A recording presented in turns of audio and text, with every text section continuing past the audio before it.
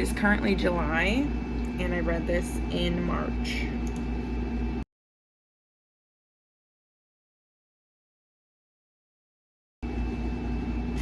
Hello!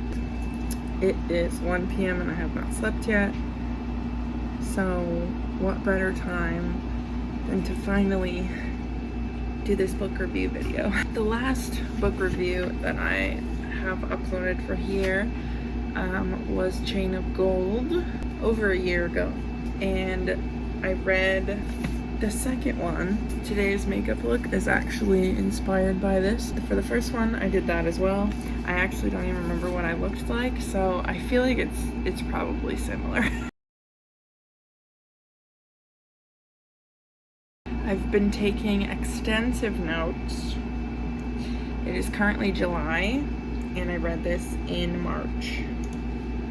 For the spoiler-free section, this book was very intense, like in the way that, you know, sad moments were very sad, happy moments were like, you know, so incredibly, you know, happy that you have happy tears, and getting so frustrated that you want to throw the book. I usually read on Kindle, so many times I was like doing this and just going, no, like I did not just read that. Like in a good way and a bad way. Like, oh, this book was amazing. And I mean, you guys all know that I am obsessed with Cassandra Clare. I love her so much. So I have a quote from my mom that is also spoiler free. Because she read it as well. I asked her how she felt about it, and she said, "I have never felt more annoyed with a book in my life, but in a good way." Like, you know, the books that like really piss you off, but in like there's two types of books. There's books that like piss you off and you're like, I can't read this is awful. And then there's books that are like, this is so good, I hate it. So I'm going to jump right into it. So if you haven't read this book, I would suggest clicking off, because spoilers, they coming, and they be coming in hot. Okay, are y'all gone? I saved a lot of quotes. Let me see what it says. I have 402 highlights and 17 notes. So we gonna get to some of them. I'm gonna start in order. Let's do that. We start off with Lucy working with Grace. Excuse me. Like, already, like, chapter 1, where you know you're in for some shit, because, like, why are they working together? Why? Like, I know why, but why? Please don't. Matthew and Alistair have a talk while Matthew is going to pick up Cordelia. Alistair's gaze flicked to Matthew. Why, he said, are you not even wearing a hat? And cover up this hair? Matthew indicated his golden locks with a flourish. Would you blot out the sun? I mean, he reminds me of like a mix of, well, I want to say Apollo because, you know, the sun. He really reminds me of Adrian from Vampire Academy. He's been around Horndales too long, and I know it's not Horndales, but I can't not call it that anymore. I got so used to saying Horndales that my mind just goes there first. But he's been around them for so long that he has the, you know, I don't deserve love, I'm going to ruin my life instead. I don't deserve happiness. Ugh. So then we go to the bachelor and bachelorette party. The one with Cordelia was wholesome. They went to the Hell Ruel. So, you know, she's with Anna and, is it Anna? I think it's Anna. And Lucy comes, thankfully. Another quote, Matthew has a habit of getting his heart broken. He seems to prefer a hopeless love. And man, did that hurt. God, that was like reading into my soul, Cassie. God. So then we get to the insane bachelor party. Like, I mean, do you expect anything less than chaos? No. Matthew, the Magnus Bane wannabe, because all James wants is to, you know, have a good time with his friends. Like, that's all he wants. You know, Matthew has to, like, make a big production out of it. So he hires a mermaid, but they tell him that she's backwards or something. And he was like, I don't know, I thought that just meant, you know, she's got weird political views or something. But then they're all sitting waiting for her to, you know, make her grand entrance. And she's supposed to walk down the stairs into the pool. And so, you know, the merry thieves are like, how is that possible? Like, does someone have to carry her? Like, how is she going to do that? And then she walks down the stairs with, you know, human legs, if you know where I'm getting at, and fish on top. Like, literal backwards mermaid. So they were all just like, oh, what the hell? Oh, it was funny. I was like dying laughing. So much to unpack in this book. And I think we're only getting one more book, and there's just so much to go over that I'm panicking. I don't know if my review is in order. I'm not gonna, you know, tell the whole plot of the book, but I'm gonna jump around a little bit. We get a lot of backstory from Grace. Just like little snippets each chapter.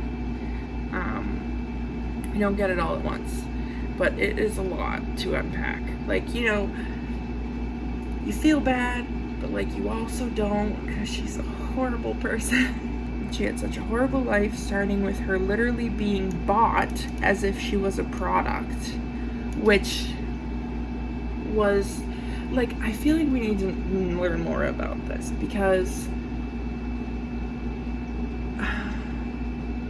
like, was this planned? Like, why was Tatiana there? And why did she, like, pay so much to get her? You know what I mean? Like, it seems like it was all part of a plan. And, you know, she used this excuse of, like, I want a daughter. But we find out in this book that Jesse, you know, his plan all along was to be Belial's vessel. And the horrific news that he was the one that, you know, made Jesse die, essentially, because of the runes being put on him. He used like he put some sort of trap or something inside of him that made him, you know, not take runes well. What really made me feel bad was finally Grace had Jesse. They were like, you know, two peas in a pod, best friends. She was surrounded by so much hate and so much like manipulating from Tatiana that, you know, Jesse was like her savior. And then Jesse dies. And he's like, the literal only good thing about her life is taken from her. And Tatiana goes insane trying to bring him back. It doesn't seem like she knew that was going to happen. I think it's almost like Belial planned it, so because it made her more upset with Shadowhunters. You know what I mean? Like, it just, like, it kept fueling the fire. He definitely, I mean, he's a Prince of Hell. Like, obviously he doesn't give a shit about Tatiana. He's just using her to get what he wants. But it's just how much of it is Tatiana being lied to and, you know, manipulated, and how much of it is actually real. And like Jesse being so happy that he was gonna get a rune, and them like secret training together. Oh my god. Oh, so sad. I'm seeing a lot of people call the bracelet the Gracelet, which is funny. It's just, it was so infuriating. But I'm honestly glad, because when the first book came out, you know, Cassie said some little hints about the bracelet or the Gracelet. We got to, you know, learn more, so that, you know, when this book came out, it wasn't as aggravating. You know, the bracelet is very strong. I mean, we just learned that, you know, it was literally Belial's he made it, so obviously it's going to be strong. It's not like some warlock made it or whatever. The first book, you kind of think, you know, the bracelet has all the powers, and then she makes Matthew kiss her, and we're like, maybe she has the bracelet in her hand, because she like literally just took it off of him, right, and then does that, or she's about to put it on him and does that. She definitely has it with her, so we were kind of like, you know, is that what it is? But then Cassie said, you know, Grace has her own powers, but the bracelet also has its own powers, you know, like they're not really, you know, they're not fully connected. And the fact that, you know, she also said before this book came out that, you know, you can't talk about the bracelet, you can't, and then she's like, you'll see in the next book what will happen when he tries to take it off. The wedding, this was, you know, the moments that I was like so happy, but like also so sad, and oh my god. So the hardest part of the wedding was watching how happy Will and Tessa were. Oh, that was heartbreaking. James just nodded, feeling sick. Secrets, lies. He was lying to his parents now, lying to everyone about his feelings. Little did he know that they were real. The ends of the pews were decorated with sprays of yellow-hearted lilies, Welsh daffodils, and marigolds, and gold velvet banners hung from the ceiling, stitched with designs of birds and castles, the symbols of the Herondale and Carstairs families united. Like, how are, okay. I'm just like, oh my god, it's fake. It's a fake wedding, but it's not a fake wedding, but it is a fake wedding, but it's not a fake wedding. Okay, and then we find out. So Grace comes in and she's like, I'm gonna take this bracelet off. You know, this is when I'm like, she has some humanity. I mean, they literally grew up together. She has to at least like him somehow. As like a person, because obviously she doesn't have feelings for him. And then fucking creepy ass Tatiana like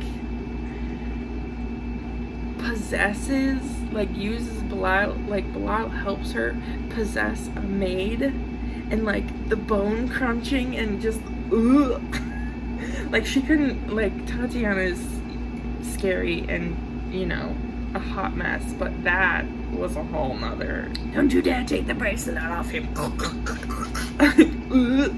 James was definitely acting weird at the wedding. You could tell, like, you know, something was up. He was like giving her attitude, which, like, you know, he's never really done before, and was like, you know, this is my fucking wedding. I'm not gonna see you. Like, I'm not gonna be alone with you in a room while I'm going to be marrying someone else. Like, you know, common sense, but with the bracelet, he's not really supposed to have that. And then we see James and Matthew talking. Perhaps if you got to know Grace better. Matthew looked fleetingly, genuinely puzzled. I do not believe I have spoken to her alone, he admitted, or if I have, I do not recall it. So this is obviously another sign of her power, because Matthew doesn't remember their kiss. And I honestly, like, I feel like that's a big moment that kind of got brushed to the side, but I feel like we're gonna, you know, get to that later. Because, I mean, you can't just, like, I kissed my best friend's girl and all of a sudden don't remember, and now, you know, it's gotta be something. This part, this is when I, like, did, like, I was reading and I just went, oh my god. Okay, I'm just gonna read the quote. Something chimed in James's ear. At first, he thought he was hearing the sound of the wind in the icy branches outside, but he saw Lucy smile and glance behind her. It was indeed music, growing closer, rising in volume. A sound delicate and crystalline as winter, touched with an almost melancholy sweetness. The sound of a violin. I can't. Audible even through the thick stone walls. The guests looked around, startled, but James looked at Matthew. Jim? Matthew nodded and indicated James's parents. Will and Tessa were both smiling. James thought there were tears in his mother's eyes, but it was natural to cry at weddings. Boy, shut up. Your parents asked him if he would play. He's outside in the courtyard. He wouldn't come in, said silent brothers had no place at weddings. Oh my God. Lord, I slammed my book down and said, stop it.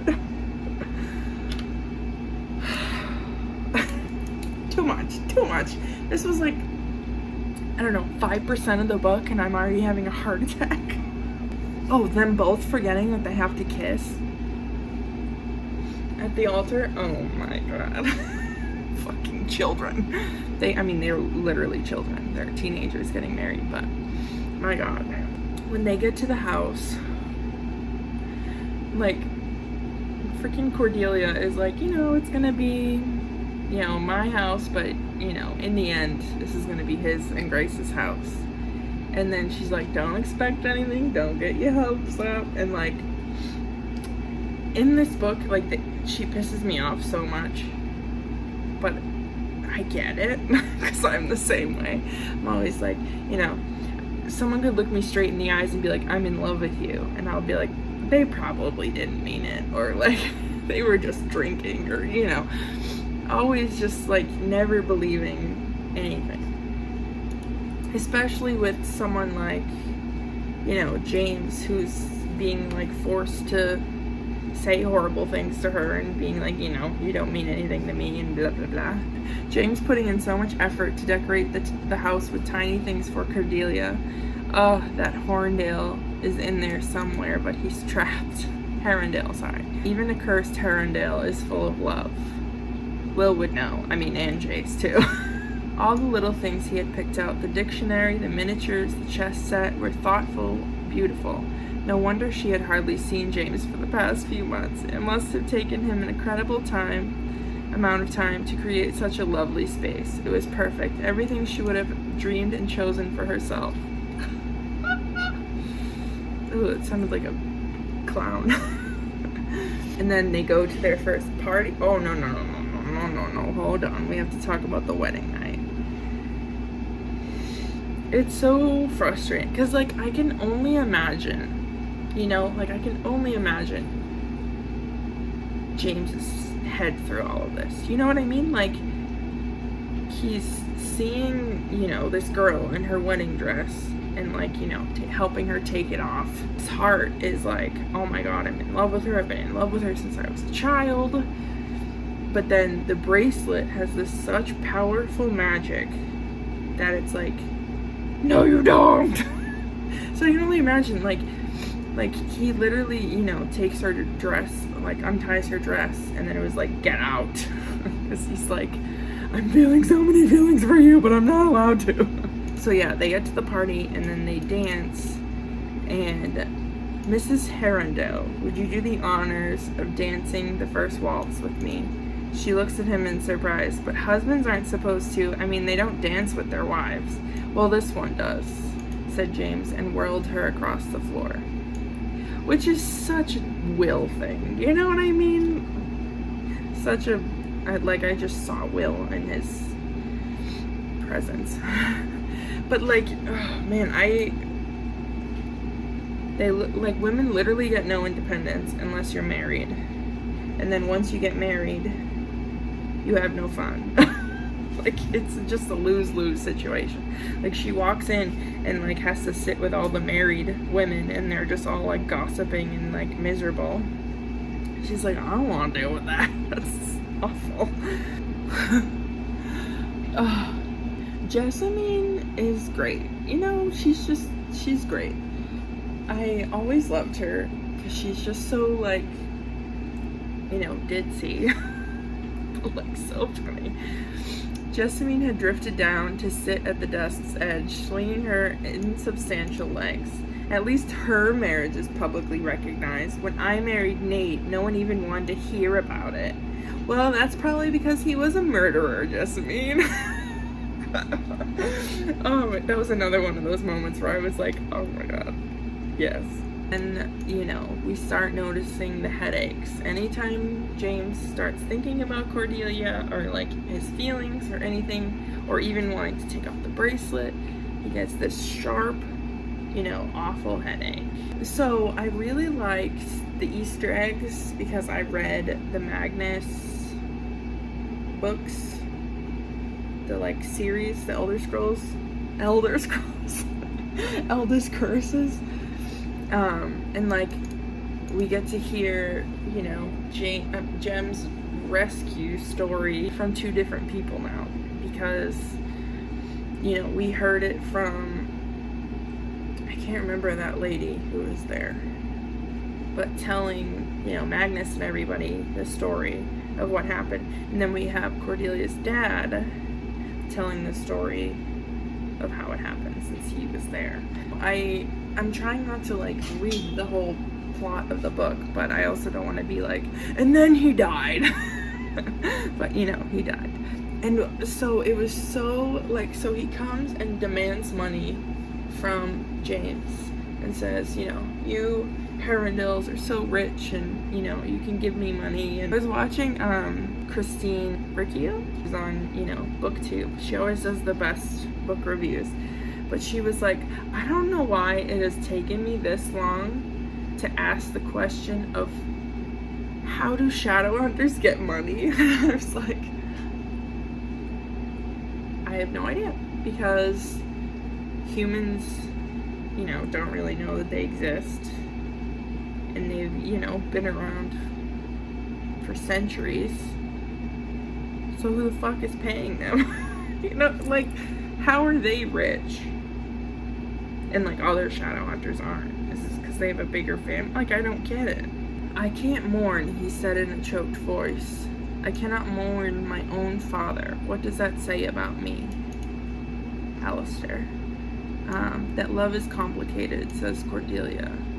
That it lies beside anger and hatred, because only those we truly love can truly disappoint us. Fuck. God, that's so good. I wrote, I wanted to talk about the road trip, but after finishing the book, I don't even want to bring it up. Like with Matthew and the Paladin and just, oh my goodness. So fucking Grace shows up. Cause, you know, my life sucks. I need to go to James because he'll give me attention. So they kiss. But the after kiss was great because I should go, she said. Her cheeks were flushed. I can see, perhaps I should not have come here. I shan't come back again. Grace, halfway to the door. She whirled to look at him, an accusation in her eyes. I do not know who you were just kissing right now, James Herondale, but it certainly was not me. And then, right after that kiss, Lucy and Grace are hanging out. And she goes, I will never understand my brother. How on earth does he love you? And Grace looked as if Lucy had slapped her. And right after that kiss, too, it's like, you know, kind of feel bad, but you're also a piece of shit. So, can't feel that bad. The ropes? Are you kidding me? Can you teach me how to kiss for my future husband while you're tied to a bed? Baby. I won't dwell on that too much because I still have a lot to talk about, but then we have the mystery of what the fuck am I supposed to think about this? Kit and Grace. So, like, part of me was, like, really shipping it, you know, because, like, both of them, when they were talking about science and stuff together, like, they both finally feel seen, you know, like, no one's telling them to shut up, like, you know, Kit's constantly talking about experiments and science, and everyone's like, all right, I just want to have a beer. Can we just chill? We don't talk about explosions right now. And, you know, Grace literally never had anyone but Jesse, and he was taken from her, so. And they do have similar hobbies, but. And, you know, I was like, you know, I kind of dig it. Until. Wait, now I'm confused. So, we know that what? Lilith comes to Kit's house. And Lilith comes to Kit's house. You know, he's like, oh, I don't even remember. I gave this to you, Matthew. You obviously know that. He's like, no, I was not there. They're like, oh, fuck. But, and then, oh, yes, it is something else. Because then he goes, there was something else he had to tell Matthew, but he forgot. It's probably not important. Which has to do with Grace. So either A, she used her powers on him, and I'm fucking pissed. Or B, she didn't even know she was using them, you know? Which, you know, could be possible. She was, like, so shocked by someone who actually had the same hobbies and didn't want her to shut up. Nothing like a hot as fuck makeout session with your fake wife to break the bracelet. And then I go, and then the world exploded. We didn't even get to the fight yet. This is like past that. So we find out that the thing that she was so excited for, Cordelia, was actually Lilith undercover. So back at the bar, Lilith was the one that made Cordelia's sword stop working and like rejects her because a fairy touches it. And then they go to the Wayland. Is it the Wayland? The, you know, sword maker guy of legend to get it fixed. But then that's also Lilith. And we find out that freaking Magnus goes to help him, but that was also Lilith. Damn. I honestly, don't remember a lot of what happened, with Lilith in the world. I kind of only really remember the show, which is not, nothing to talk about, but yeah, so Belial gets another wound, and we find out from Lilith, well, Magnus, aka Lilith, that,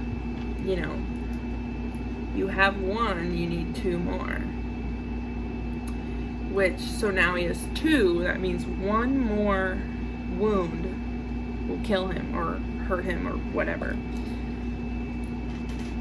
So that's interesting, because now he has two, right? Which is also, now that I'm saying it out loud, a little similar to the, Magnus books too, because Magnus went through a similar thing with the, a certain number of stabs or whatever. To not spoil those books, but you know what I mean? It's like a similar kind of situation. James has never been so hot to me than when he was yelling at Grace. That was amazing. He was like, you literally, I haven't had my own brain for most of my life. You took that from me. You took my relationship away with Matthew. You took my relationship away with Cordelia. Matthew is getting fucking obliterated and shit-faced every night, and James is being a dick about it because he has no feelings. And then, he's been madly in love with Cordelia from the beginning, but he's had to, forget all those memories, and man. But, of course it can't end at, super hot James yelling at Grace. Nope, we have to have Cordelia catch them at the horrible time when he's like trying to trick her into coming into the house. And before that, he was like, I do not care about you the same way as I care about Grace. That is totally different. But, you know, it comes out as, he means it as, I love you way more than Grace because Grace is a fucking asshole. But, it, you know, to Cordelia, in their fake marriage, in their fake life, you know, knowing that he doesn't like her is like, sick. I am never going to be, you know, Grace is always going to be number one. I'm never going to get above her. And then Grace shows up at the door and she's like, let's get married and live together and I love you and blah blah blah. And he was like, thank God. And she's like, Cordelia's like, peace. Fuck y'all. I'm out. I'm gonna go cry. Bye. But then, you know, we later find out that he was just saying that to get her into the house. And then he goes, thank God it's fucking over. I hate you.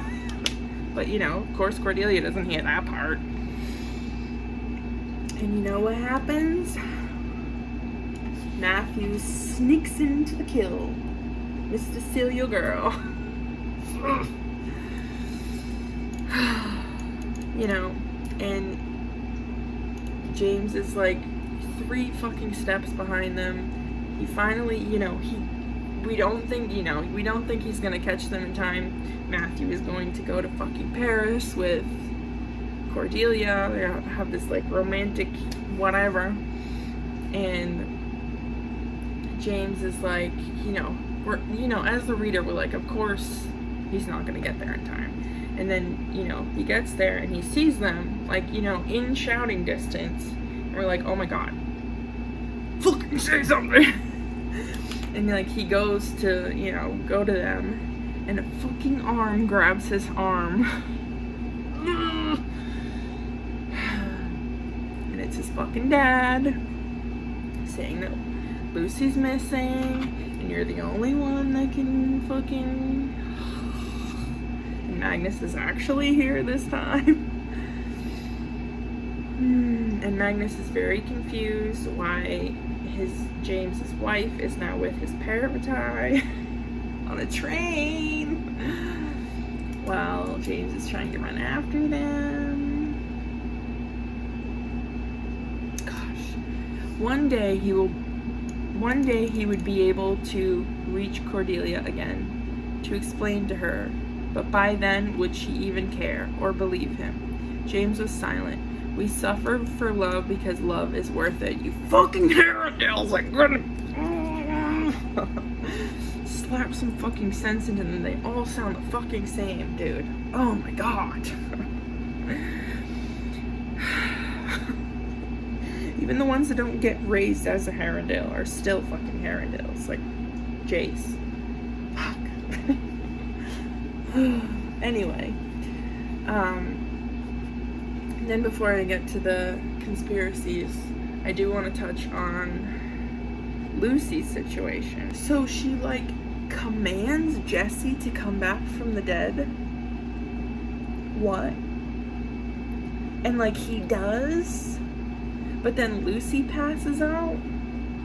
Like, did they trade lives? Like, you can't just like, as we know from fucking Ty and Livy. I was like, Livy and Lucy, I'm getting them confused.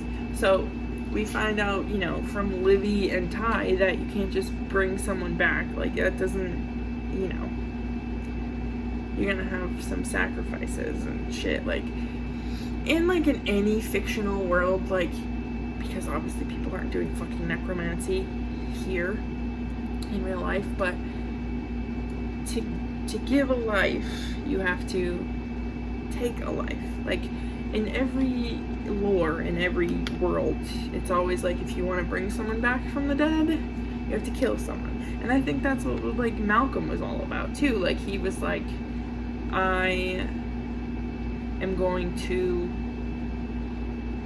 kill as many people as I can until I can get Annabeth back. Annabelle? I'm so bad with names. Leave it to fucking Grace to be the one to cause all the fucking havoc to the Blackthorns in the Dark Artifices. Like, of course it was her that told Malcolm. And then, as, you know, didn't just let him down easy, told him, you know, the love of your life has been dead, and you thought they told you that she was still alive because, you know, they wanted you to shut the fuck up. I mean, you could have, you know, sugarcoated a little bit. You didn't have to lie, but you don't have to be like, the love of your life is dead. Chill, babe. Let me get to so this section is for all the things to remember for the next book. So, these are all just quotes. So, I didn't want to trouble you, Matthew said, with uncharacteristic shyness. Nothing you do troubles me, said James. Well, that is not precisely true. You are quite troublesome, as you well know. He grinned. But that doesn't mean I don't want to know what's happening in your life. I'm your parabatai. I know, and I had rather thought, I supposed I had thought, since you had been married, that you would still want to spend time alone with Cordelia, that there was some chance your marriage might be a real one. And then, of course, he goes, Cordelia and I are friends only, he said with more surely than he felt. Bracelet! You know I am pledged to Miss Blackthorn. She cannot hold a candle to Daisy, Matthew said, and looked utterly horrified. My apologies. It is absolutely none of my business. I ought to get back to my flat before I cause any more trouble. Matthew relaxed, lowering his hands. He was in his vest and trousers. Cordelia relaxed and blushed softly. She could see an Enkeli rune on Matthew's bicep, part of it disappearing under his sleeve. Matthew had very nice arms, she realized. She'd never noticed before. Oh dear, if her mother knew that Cordelia was in a bedroom with two such scantily clad men, she would faint. This was when Matthew was still tied to the bed. James. So you dreamed, said Matthew. He was looking at James, and there was such affection in his voice that it broke Cordelia's heart cleanly in half. Dear God, if only she and Lucy could become parabatai, she hoped they would love each other nearly as much. Oh, what a complicated... Like, is it a frickin' Shadowhunters book without a complicated main love life? Nope. I almost feel as if I'm the one doing the killing, James said. You feel as if you're the one. Magnus narrowed his cat's eyes. Would you care to elaborate? So we know that wasn't Magnus. We know that was Lilith, right? She, genuinely seems confused and shocked. So there's obviously, because, Belial said I had no control of, what you saw and what you did or whatever. But then, I think, isn't it like kind of assumed that Jesse was the one sending those to him? Like, because it almost seems like it was Lilith. I think it was Jesse. And then Magnus and Malcolm talking. Real Magnus. Magnus, do the Nephilim really understand what is happening to them? It has been thousands of years since the princes of hell walked on earth. The Nephilim are descended from angels, but to them angels are fairy tales, a power that exists but is never seen. He sighed. It is not wise to forget to believe. They are human, Magnus said. It is not in their capability to understand that which by its nature is almost beyond understanding. They see demons as what they fight. They forget that they are unimaginable forces that can bend the laws of the universe. The gods are walking, Malcolm, and none of us are prepared. Which is like intense. Oh my god. I haven't even talked about Anna and Ariadne? Ariadne? Oh. I have managed with you not loving me, but you do not even want me to love you, and I cannot bear. She laced her cold hands together. Do not ask me to come to the whispering room again. Anna shrugged. As you wish, she said. I had better go. As you know, I do not like to keep a lady waiting. Ariadne did not stay to watch Anna leave. She did not think she could endure it, so she did not see Anna walk away only a short distance before sinking down to the front steps of a neighboring house, flicking the half-burned cheroot into the snow. Anna put her head in her hands and shook violently, dry-eyed and silent, unable to catch her breath.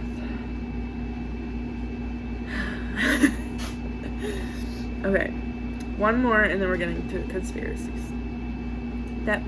Okay, so this is Belial and Tatiana talking, so it's super important. The part of our plan is behind us. We look to the future now, and the future rests on you. Do you have what you promised me? Yes. Tatiana reached for the metal object tucked beneath her thick belt. She held it up, an iron key, blackened with age and heavy with promise. The key to the iron tombs. She glanced behind her. It may have been her imagination, but she thought she could see small figures swarming out of the citadel like troubled ants.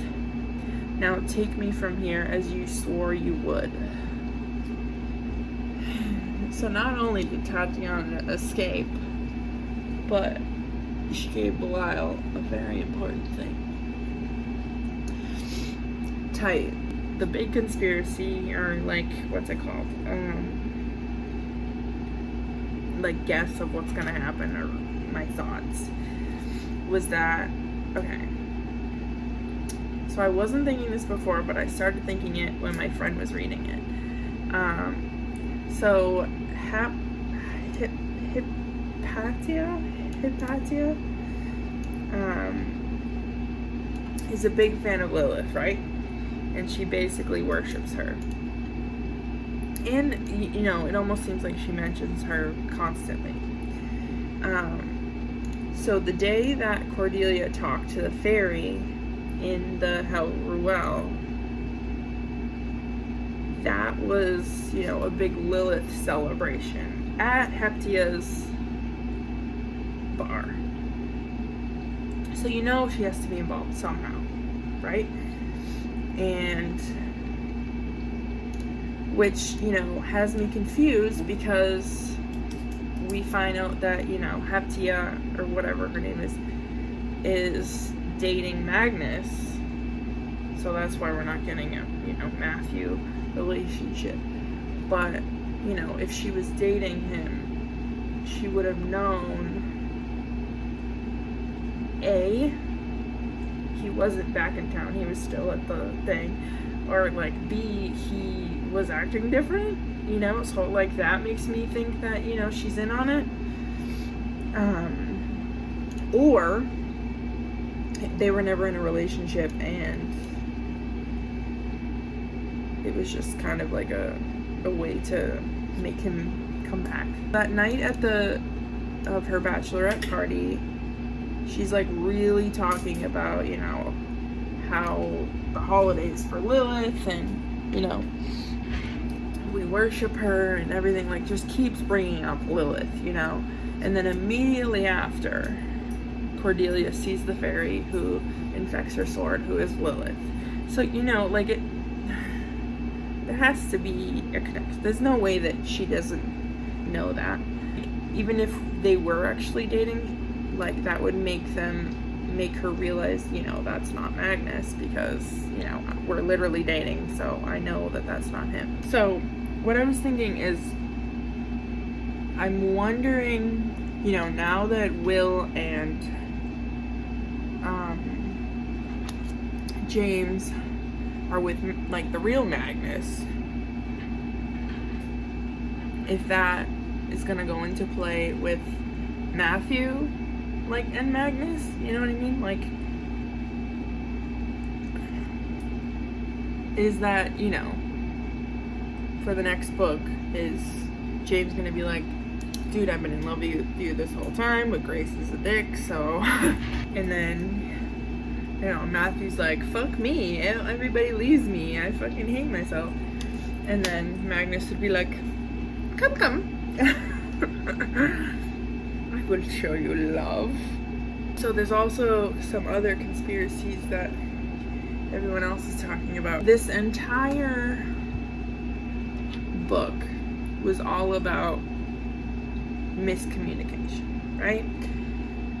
And Kit has, you know, basically invented things to help them. And like that happened with, oh, I keep forgetting his name. Matthew's dad. Oh my god. With the portal. Like they invented the portal with Magnus. So now people are like, you know, this whole book has been miscommunication. So maybe Kit will invent the fire message. Because this whole time I was like, where the fuck are the fire messages? Like, that would cut, like, so much drama would be stopped if we had them. But nope, we don't have them, apparently. Very intense book. There's so much that still has to be talked about. And I don't know how we're gonna do this in one book. But I mean, so much fucking happened in this book. Like, I have faith. I just, you know, I have faith in Cassie. I just don't know if I'm going to like it. Some people are saying, you know, Matthew deserves better, and she's using him as like a character development for other people.